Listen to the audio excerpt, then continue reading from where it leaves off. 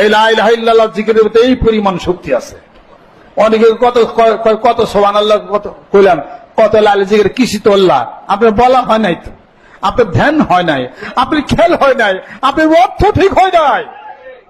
লা ইলাহা ইল্লাল্লাহ আল্লাহ ছাড়া কোনো ইলাহ নাই। সুবহানাল্লাহ সাব্বাত, সুবহানাল্লাহ মানে আল্লাহ পাক পবিত্র, আপনার অর্থ ঠিক হয় নাই। এগুলা হলো ইবাদত।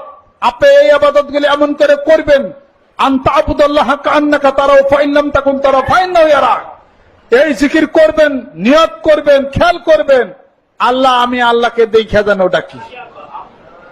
যদি আমি আল্লাহকে দেখে না দেখি, আল্লাহ আমারে দেখেন। হাদিস শরীফ। এই খেলে খেলে তুমি আমি একজন, ভাবি বসে নিয়ে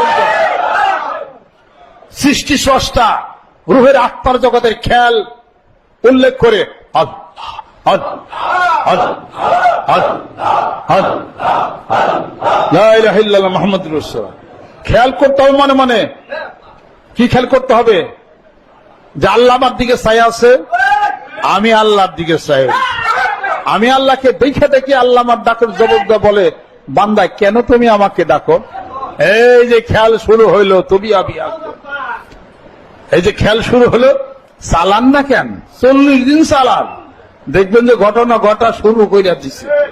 ধ্যান লাগবে, খেয়াল লাগবে, একাগ্র চিত্তে আপনাকে খেয়াল করে, একা একে কোনো শব্দ নাই, ডাকেন না কিছুদিন, দেখেন না ঘটনা কি।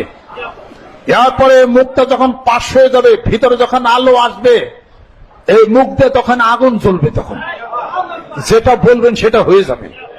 কিন্তু আপনার ভিতরে আল্লাহ পাকের জিকিরের আলো এটা আসতে হবে। কিছুদিন করেন, ইনশাআল্লাহ তাআলা পরীক্ষা হয়ে যাবে।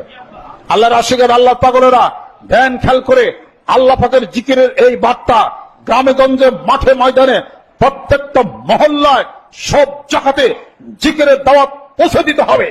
রাজি আছে?